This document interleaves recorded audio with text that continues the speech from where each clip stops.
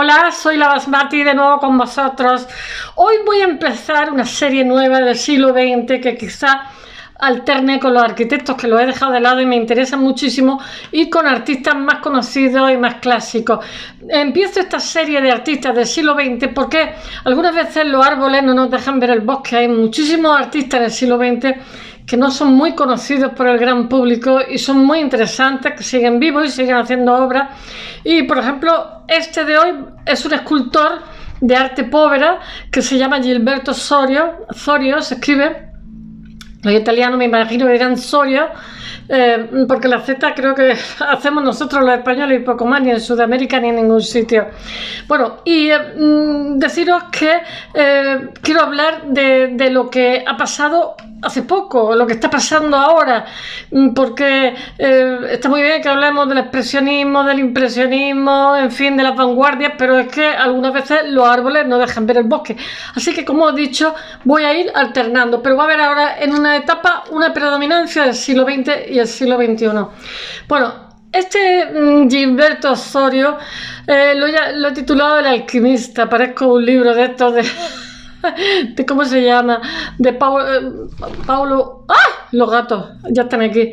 No me acuerdo el escritor este que hay sudamericano que le pone.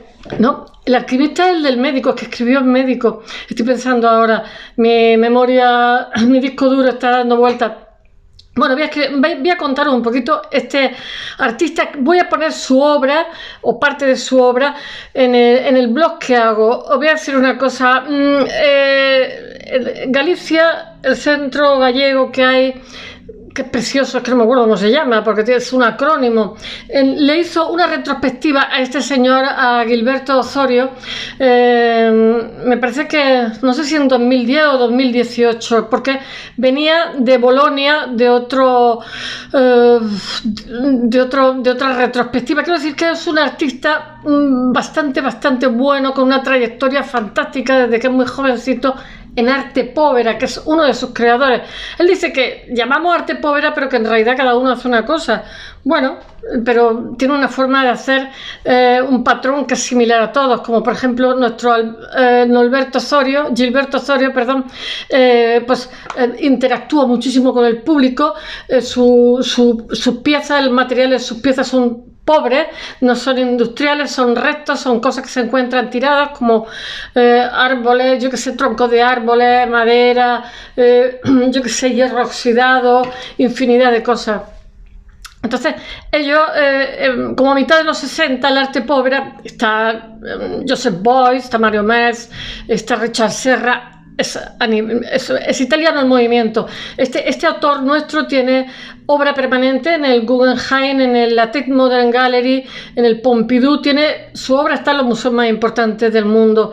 Pero cuando empieza a trabajar, bueno, me parece que el Guggenheim en el 67-68, cuando es muy jovencito, le hace una exposición que ya se llama 8 nombres de arte pobre o algo así, en Nueva York, y para ellos eso supone una publicidad tremenda, porque eran relativamente conocidos, la mayoría son turineses, porque el norte de Italia, ya sabéis que hay un contraste grande entre el norte y el sur. El norte es muy industrial y él es procedente de Turín y sigue trabajando en Turín, y de alguna forma Mario Metz y todo esto proceden todos del norte, y es una reacción, como suele ocurrir la mayoría de ocasiones de los artistas, contra el sistema industrial deshumanizado de Italia. Entonces,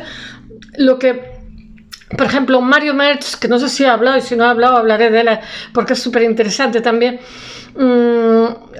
se basa su teoría en las teorías del matemático Fibonacci, que es un matemático medieval y muy conocido, o Fibonacci se llama, y él dice que, no me lo sé bien, os lo voy a leer, o sea, quiero decir, lo entiendo. Dice,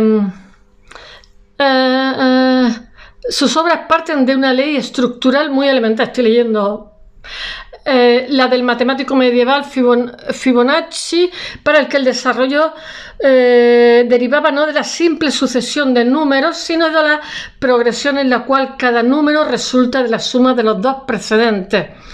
Esta progresión matemática es la que publica Metz que si no os he hablado, yo creo que he hablado, porque él hace unos iglús muy particulares. Estoy hablando de Arte Povera, no os perdáis. Publica merch en cualquiera de sus trabajos, ya sean objetos, espacios vegetales, como por ejemplo en fin, quiero deciros, todo lo que hace tiene que ver con estas teorías de Fibonacci, que es el matemático medieval. Pero después toda esta estela, porque van a ser una sensibilidad común que en un momento determinado se juntan espacio-temporalmente en un lugar que es Turín y alrededores, ¿no? Pero esta sensibilidad, digamos, se va a expandir porque es la sensibilidad de la época.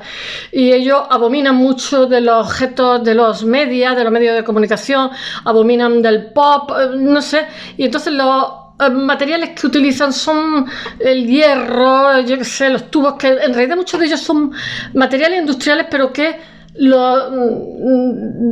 digamos, le aparcan lo que iba a ser su objetivo, por ejemplo, Richard Serra, una plancha, lo convierten en una cosa totalmente diferente, que es una instalación que lo que hace es interactuar con el espectador y hacerle reflexionar. En fin, voy a continuar. Después de leer en la chuletilla. Bueno, voy a hablar un poquito de Gilberto Osorio. Él nace en Adorno, Mica, en 1944. Debe tener ahora como 78 años. Ya estoy yo calculándole la edad. Está en activo y sigue trabajando en Turín.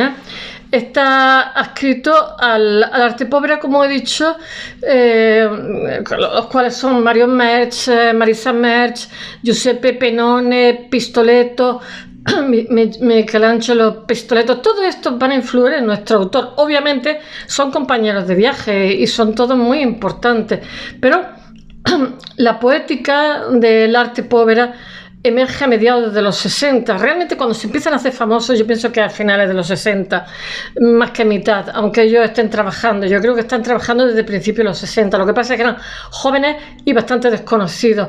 Y lo que hacen es la utilización de... Arte Povera es arte pobre en italiano. Lo que hacen es la utilización de materiales pues no convencionales para crear instalaciones con las cuales interactúan con el espectador. Están un poco cansados también de lo que son los objetos artísticos, que son objetos caros, que se fabrican en vete a saber dónde para terminar en un despacho.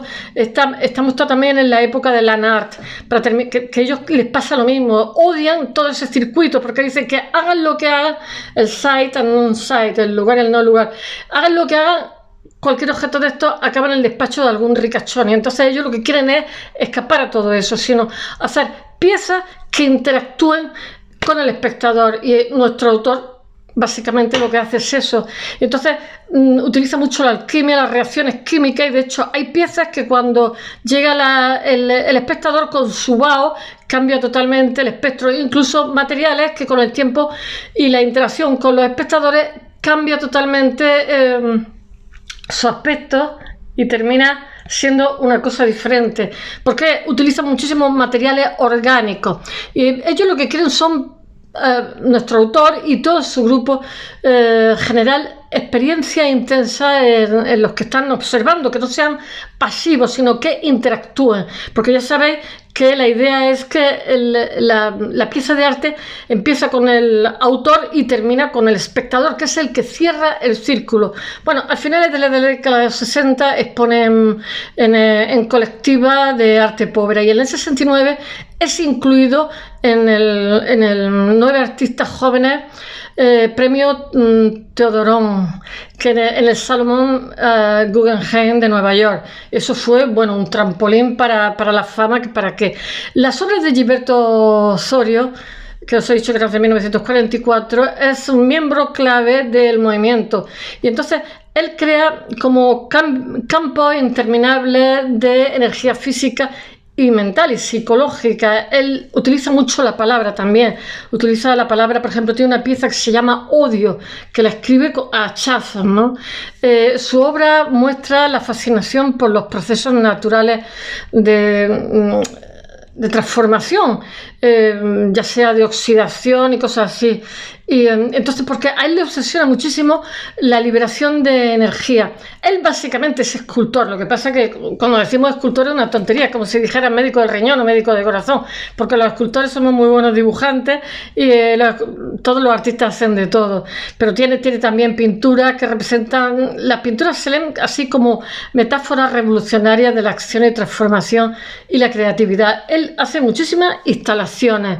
Bueno, es conocido por el uso de materiales que incluyen pues tubos de luz eléctrica, incandescentes, yo que sé, brea, acero y procesos también de evaporación y oxidación.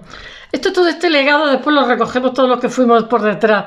También crea instalaciones precarias utilizando materiales como muy frágiles, muy pobres, como en italiano la stella di bronzo y ácido dentro de su obra. Bueno, nuestro Zoiro estudia en la Escuela de Arte de Cerámica y después se va a la Escuela de Bellas Artes, porque ellos no le llaman facultad, le llaman Scuola di Belle Arti.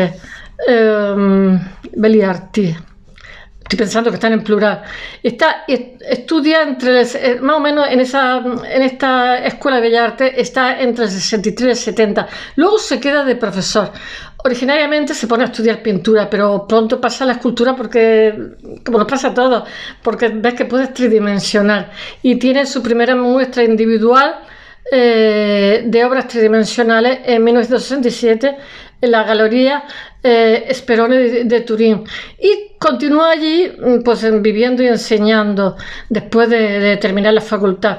Gran parte de su trabajo inicial de Zoiro tiende hacia lo que el artista norteamericano Richard Morris identifica como desdiferenciación, o sea, sacar de su contexto entre los materiales y las formas de arte en la práctica escultórica postminimalista.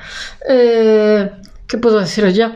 Que esto lleva a Zoiro a presentar objetos que afirman relaciones dinámicas con los materiales, con sus materiales, con el contexto espacial y ambiental. Ya he dicho que ahí lo descontextualiza y hace que los objetos interactúen con el espectador. Hay una instalación que son todo micrófonos.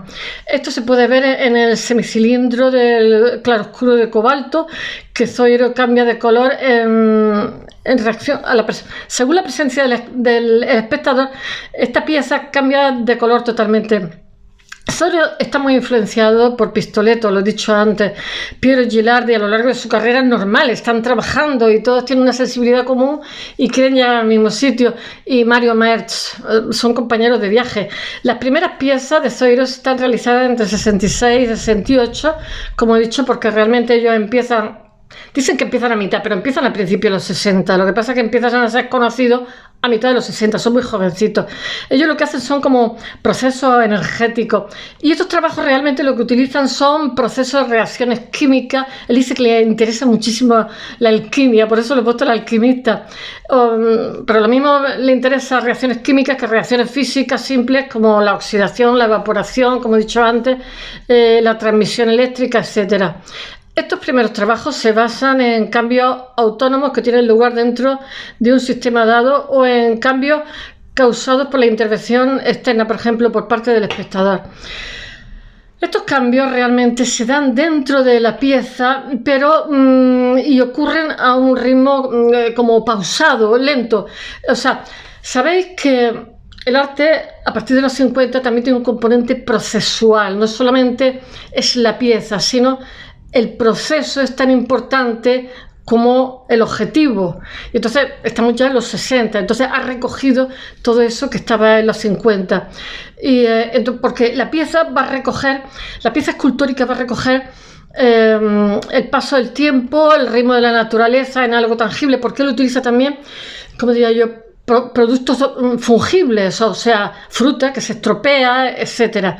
Bueno, entonces él le interesa muchísimo la energía, como he dicho, tanto a nivel físico, químico como emocional, y es común a todos estos procesos. O sea, utiliza esos conceptos que yo os digo que son comunes a la sensibilidad de la época, porque él dice que lo que llaman arte pop era que cada uno hace cosas distintas, pero realmente tienen patrones comunes en muchas cosas, en la poética, en la forma de realizar su discurso.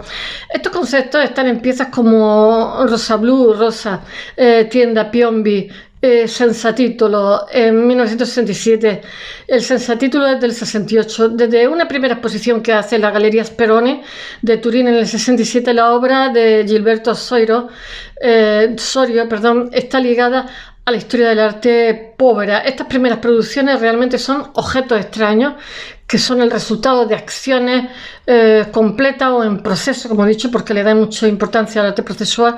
Y bueno, luego viene su trabajo que se involucra en la acción y en la interacción con el espectador, también en la acción con el cuerpo del artista, como el odio, una palabra que escribe con un hacha. Actualmente la obra de Sorio se encuentra en las colecciones, como he dicho, del Guggenheim de Nueva York, la Tate Modern Gallery, el Museo Stedelijk de Ámsterdam, el Centro Georges Pompidou de París, la Tate de Londres, en fin, está en montones porque este hombre ya es un clásico consagrado, aunque no lo conozcáis. Voy a poner parte de su obra, sobre todo de sus instalaciones, de las retrospectivas que le han hecho en España y en el blog para que podáis ver las piezas. Bueno, hasta mañana.